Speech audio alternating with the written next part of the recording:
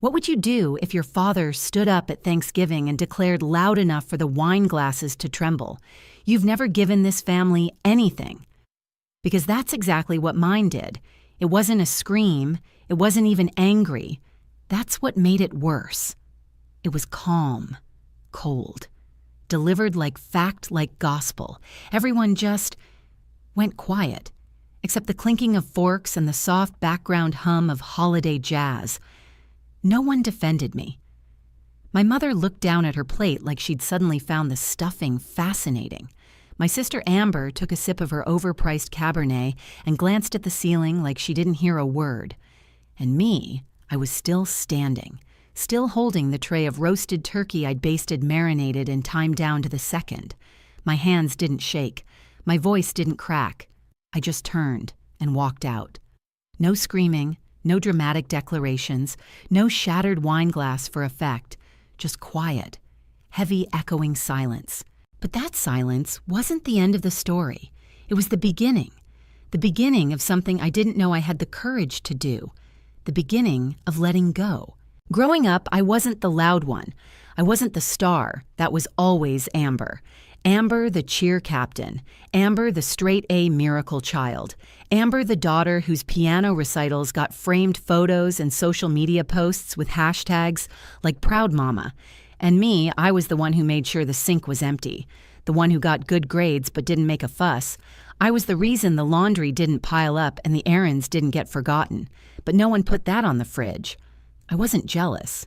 Not exactly. I just shrank to make space. Someone had to. While Amber got road trips and shopping dates with Mom, I got handed grocery lists.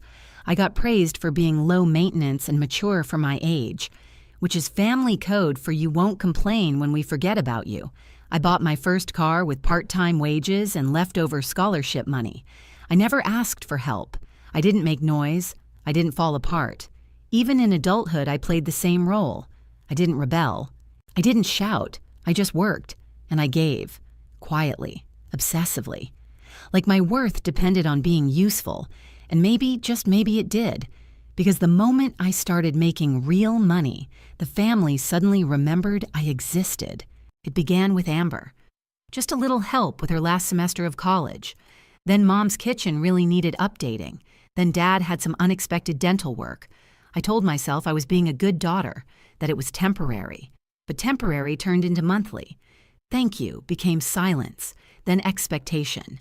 I paid off Amber's loan.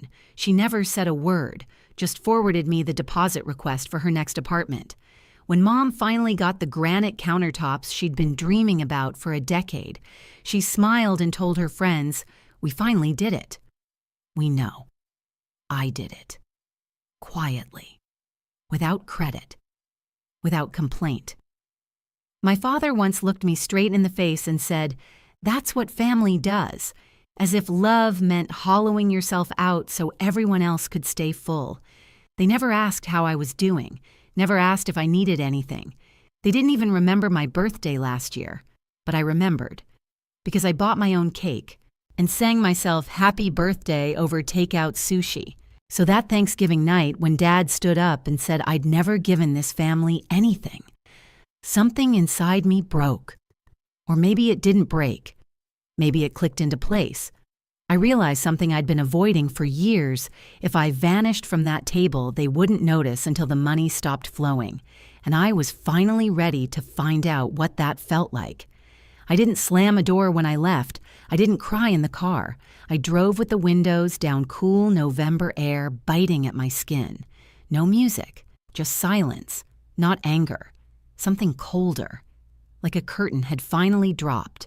And I could see the stage, the whole thing, the roles we played, the scripts they wrote for me. Supportive daughter, silent helper, walking wallet. Not anymore. When I got home, I took off my shoes, set my phone face down on the counter, and opened my laptop.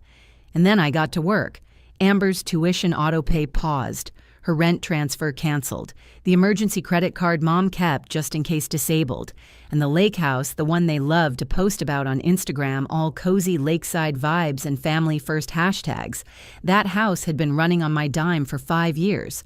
Utilities off, mortgage support gone, let them figure it out. This wasn't revenge. This was release. I wasn't trying to hurt them. I was just done being hurt. The first 3 days after I walked out, silence. No calls, no texts, not even a passive-aggressive emoji in the family group chat. And for a brief moment, I wondered if maybe they hadn't even noticed.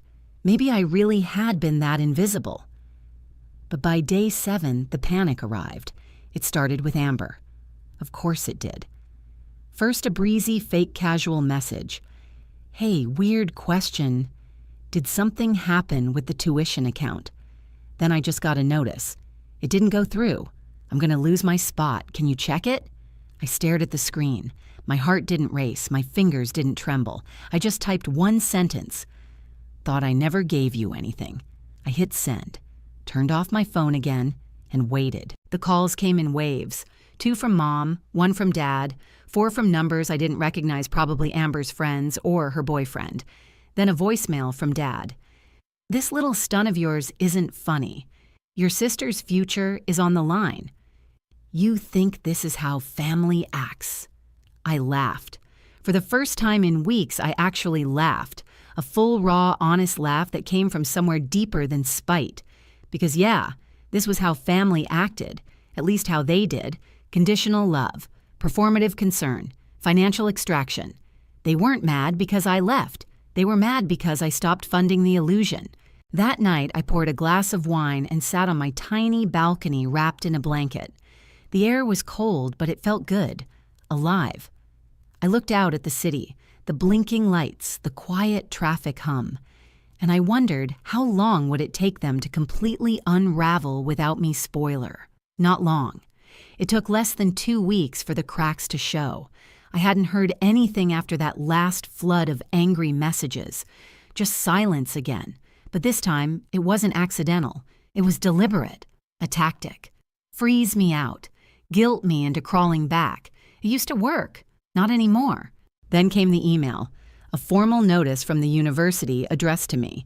Technically, I was still the guarantor on Amber's tuition agreement. They were initiating withdrawal proceedings for non-payment. The same day, I got a text from my cousin Claire. Are you okay? Your mom called mine. She says, you've abandoned the family. That word, abandoned. It curled in my stomach like something sour. Is that what they were saying now, that I'd just vanished, that I'd flipped a switch out of nowhere? Not that I'd covered Amber's rent for 3 years. Not that I drained my savings for kitchen remodels and dental work. Not that I helped save the lake house when no one else would. I didn't abandon anyone. I just stopped performing. Claire texted again a few minutes later. I've seen how they treat you. You don't owe them anything, Elena. I stared at that message longer than I expected, because Claire, quiet, observant Claire, had always been the only one who saw the things no one else did. And that message, it landed, because maybe that's what hurt the most all those years not being seen. That weekend, I gave myself permission to breathe. I went to the farmer's market. I bought tulips for no reason. I sat in the park and watched people read Laugh Walk Dogs. I didn't check my phone once. When I got home, I made dinner for one. Roasted salmon, asparagus, a little lemon zest. I lit a candle, sat down, and ate in silence. Not lonely silence, peaceful silence, sacred. The kind of silence that said, this is yours now, and it's enough. Meanwhile, the house I'd grown up in was turning into a panic room. Claire started sending little updates, not gossip, just glimpses, warnings. Dad had apparently missed a payment on the second mortgage, the one I didn't even know existed. Mom was calling cousins asking for short-term support. Amber had already withdrawn from one class blaming unexpected financial disruptions. And still, not a single apology, no ownership, just chaos and blame. They were rewriting the story. Elena's unstable. She overreacted. She's being dramatic. But they never talked about the years I showed up, the bills I paid, the dreams I funded. They only noticed I was gone when the money stopped. That's the thing about being invisible in a family like mine. They never see you hurting, but the moment you stop helping, they scream. The lake house had always been a symbol, at least to them. It was where family memories happened, Cookouts, 4th of July, fireworks, posed photos with hashtags like grateful and family first. But to me, it was a transaction, a 5-year reminder that I was the only one willing to keep it afloat. A haunted relic I kept alive month after month out of some desperate hope that if I saved it, they'd finally see me. The roof leaked, the pipes groaned, the taxes were always late. Dad had threatened to sell it more than once, waving bills like a weapon. If no one cares enough to save this place, then what's the point I cared? Or at least I told myself I did. So I paid, quietly, every month. No thank you note, no family plaque. Just the occasional, "You're such a good daughter," whispered like a currency exchange, followed by another request the next week. But after I walked away, after I turned off the faucet, I couldn't stop wondering, who actually owns the lake house? I pulled up the county records website, typed in the address, held my breath. There it was, my name. Not Dad's, not shared, not co-signed. Mine, sole legal owner. I sat there staring at the screen mouth, slightly open heart, slowly sinking with this impossible new rhythm. They'd put it in my name years ago, said it was for the tax benefit, said I had better credit, said it would help with the refinance. They never thought I'd remember, never thought I'd look, never thought I'd use it. But I did. And for the first time in this entire tangled mess, I felt it. Power. I called Daniel, Claire's old friend, a lawyer, the kind with a calm voice, steady hands, and zero tolerance for emotional drama. I sent him everything, the deed, the payment receipts, the emails from Mom where she called the house your investment. He responded within minutes. "You can sell this tomorrow if you want. You're the sole owner." I didn't respond right away. I sat in my living room, still barefoot with the TV off and the city quiet outside. And then I made the decision, not for revenge, not to make a scene, but to reclaim something that was always mine, something they used like me without care or credit. I booked a flight back to my hometown, quietly, under a different name. No one knew, not even Claire. The lake house sat at the end of a gravel road wrapped in fog, the kind of early autumn morning where even the trees felt like they were holding their breath. The siding had faded, the shutters sagged. I stood on the porch for a full minute before unlocking the door with the spare key, the one they never thought to take back. Inside, it was staged. Framed photos of Dad and Amber fishing, Mom arranging sunflowers, the blessed wooden sign still above the fireplace, not a single picture of me. I smiled, not bitter, not broken, just done. I took out my phone and began taking photos. The porch swing, the lake view, the kitchen they remodeled using my drained savings, all for the listing. By nightfall, Daniel had what he needed. The house was ready to go on the market. It meant everything to them. But for the first time, it meant something to me, too. A clean break. The listing went live Monday morning. By Tuesday afternoon, 2 full-price offers had already come in. Both couples adored the charming lakeside nostalgia. Neither had any idea about the rot behind the drywall, emotional and otherwise. I didn't tell anyone I was selling. Not out of secrecy, out of peace. But peace doesn't last long when your family is built on expectations disguised as love. That Wednesday evening, I sent one final message in the family group chat, the same chat where I'd been muted emotionally long before I ever left it physically. You said I never gave this family anything, so I'm finally giving you what you always acted like you wanted: distance. No more tuition, no more emergency bills, no more house. Sell your own memories. I'm out. Then I did what I should have done years ago. I left the group chat, blocked every number, turned off the faucet for good, let them try drinking from a dry well. Silence lasted exactly 48 hours. Then the news reached them. Claire was the first to call. She didn't even say hello, just launched into it breathless. "Elena, your dad just called my mom. He's freaking out. Something about the lake house being listed. He's furious." I didn't flinch. I didn't even sit down. I smiled, slow, quiet. She hesitated. He said, "You betrayed the family, that you blindsided them." I looked out the window. The sky was soft with early dusk, the world muted in blue and gold. "They never saw me, Claire," I said. "How can you blindside people who never turned to look at you?" What followed was an avalanche. Voicemails from Mom beginning with guilt and ending in desperation. Angry texts from Amber. "Why are you doing this? You're breaking everything." A final email from Dad's subject line. "This isn't over."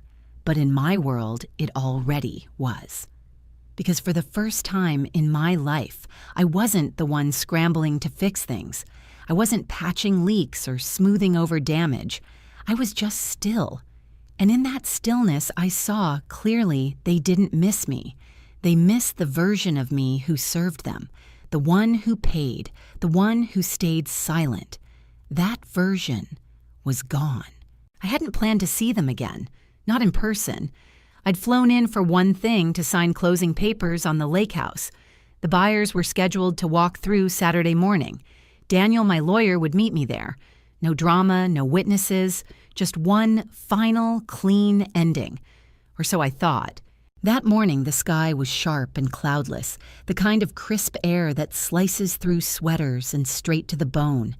I parked at the edge of the gravel drive, stepped onto the porch, and breathed in the scent of pine and damp leaves. The lake was still, the wind quiet. Then I heard it. Tires crunching, doors slamming. I turned. A familiar rusted SUV came skidding to a halt in the driveway. Dad stormed out, first face, red mouth, already moving before his feet hit the ground. Amber was behind him, pacing. Mom trailed last, arms crossed, tight, face, pale. They saw me on the porch, and I saw them, all of them. But this time I didn't shrink. I didn't flinch. I stayed rooted. Dad marched up the steps like the house was still his, like he had a right. "You really think you can just take this from us?" he barked. I met his eyes, calm, steady. "It's not yours to take. It never was." He scoffed. "We built this house as a family." I nodded slowly. "No, you decorated it. I paid for it. Every tax, every repair, every single month." His mouth opened, then shut, like the words punched the air from his chest. Amber stepped in next. "I've had to drop 2 classes, Elena. Do you even care what this is doing to me?" I turned fully to her. "I paid your tuition for 3 years, Amber. Your rent, your books, your groceries. You never once said thank you." She opened her mouth, but no sound came. And when Dad humiliated me in front of everyone on Thanksgiving, you sat there, silent. "I didn't know what to say," she whispered. "You didn't need words," I said. "You needed a spine." Amber looked away. Her hands were shaking now. Mom finally spoke, her voice soft. "You're throwing away your family. Over money." I shook my head. "No, I'm letting go of people who only saw me when I was useful. I was never your daughter," I added. "I was your ATM with a pulse." Her eyes brimmed, but the guilt never came. Not in me. I was done confusing sorrow with sincerity. Dad's voice rose again. "This is petty, spiteful. You'll regret this when you're alone someday."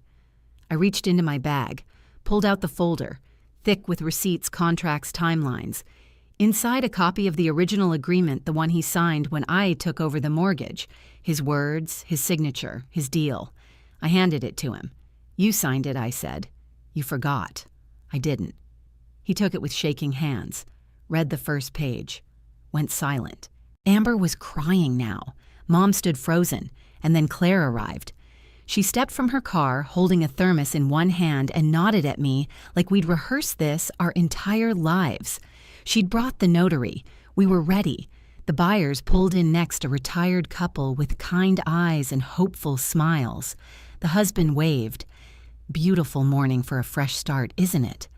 I looked back at my family, still reeling, still stunned, still speechless. Then I nodded. Perfect day for it. They stood frozen on the porch, watching strangers walk into what they still called our home. But the truth, it had only ever been mine. I had just let them live in the fantasy that it belonged to all of us. That family meant shared burdens, shared memories, shared love. But love without respect. That's not sharing. That's theft. Inside the house looked smaller than I remembered, or maybe I had just outgrown it. Daniel reviewed the closing documents while the agent walked the couple through the kitchen, smiling and nodding at their questions. Claire stood beside me, steady, quiet. A notary signed the final page. It was done. I stepped into the living room one last time, the same spot where Mom once whispered, "You're such a good daughter." I didn't take a last photo, didn't save a keepsake, didn't cry. Instead, I turned back to the front door. My father still stood there, arms crossed, jaw locked. Amber clutched her phone like she could undo the past with one text. Mom looked away. I met their eyes. "This isn't revenge," I said softly. "It's relief." Then I closed the door behind me and left them on the porch outside of my life, outside of my peace. The papers were filed. The money wired. The lake house was sold by the end of the week. And just like that, the house and the version of me that haunted it was gone. But the story, they weren't done trying to spin it. A few days later, Claire texted me a screenshot, a Reddit post, anonymous, carefully written. "My sister abandoned our family during a crisis. I'm a full-time student. She cut off my tuition without warning. We don't know what happened. She just changed overnight. The username was random. But I knew. I knew her phrasing, her rhythm. It was Amber." The post had already raised a few $1,000s. Sympathetic strangers flooding the comments with love money and outrage. Claire messaged, "She's monetizing the fallout." I didn't rage, didn't curse, didn't write a call-out thread. I opened a private folder on my laptop labeled Proof. Inside screenshots of every rent payment, every tuition transfer, every textbook order, grocery receipt, and emergency deposit. All in my name.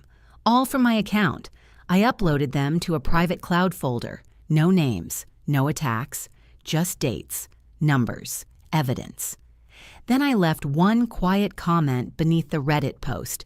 "Before you donate, maybe ask where the previous $720 went. Some people forget who helped them. Until the help stops." That was it. No drama, no explosion, just the truth, whispered where it mattered. Within 24 hours, the post was removed by moderators, flagged for suspicious activity. The comments shifted. Sympathy turned to skepticism. The story finally slipped from her grip. For the first time, Amber didn't control the narrative. I did. A month later, I moved. Not far, just enough that no one could drop in without notice. A quiet loft with creaky floors and a window that caught the best afternoon light. No family photos came with me. No inherited guilt. No emergency savings labeled in case Mom calls. Just me and June. A cactus I bought for the windowsill. Because finally, this space, this life, it was mine.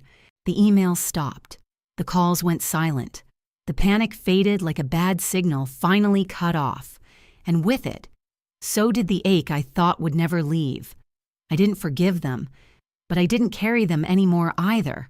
That was enough. One Saturday, Claire came over. She brought homemade soup in a mason jar, warm hugs in a sweatshirt, and a small envelope. Inside, a single Polaroid, old, grainy, sun-faded. It was me and Claire, 9 years old, sitting on the dock at the lake house, legs dangling in the water, laughing like the world hadn't yet taught us to shrink. On the back, she'd written, "You've always given more than they ever saw." I saw. I cried, not out of grief, out of something deeper, recognition. For the first time in years, I felt seen, not as a paycheck, not as a problem solver, just as me. A week later, an email came from Amber. Subject, I don't expect a reply. Inside, I just wanted to say, "I'm sorry. I get it now." No paragraphs, no explanations, just that. I read it once, then again. Then I archived it. Not out of bitterness, but because I didn't need her apology to feel whole. I already was. I walk more now. I cook for myself. I leave my phone on silent, and not out of defiance, but peace. My home smells like lavender. My floors creak. My cactus. June leans toward the sun. Some days the silence still surprises me, but it doesn't scare me. It frees me. Because sometimes the bravest thing you can do is walk away from a role you never auditioned for. Sometimes distance is the gift, not out of punishment, but self-preservation. My family thought I'd come crawling back, that I couldn't live without them. But they were wrong. They couldn't live without the version of me who poured herself out until she was hollow, and she's not coming back. So, if you've ever been the invisible one, the one who kept the lights on the wheels turning the piece intact, but no one noticed until you stopped, know this: you were never wrong for needing more. You were just tired of being seen only when convenient. Have you ever walked away from a family that only called when they needed you? What did that silence teach you? Tell me in the comments. Share your story. And if this hit close to home, like, subscribe, and join me again, because sometimes the most powerful revenge is peace.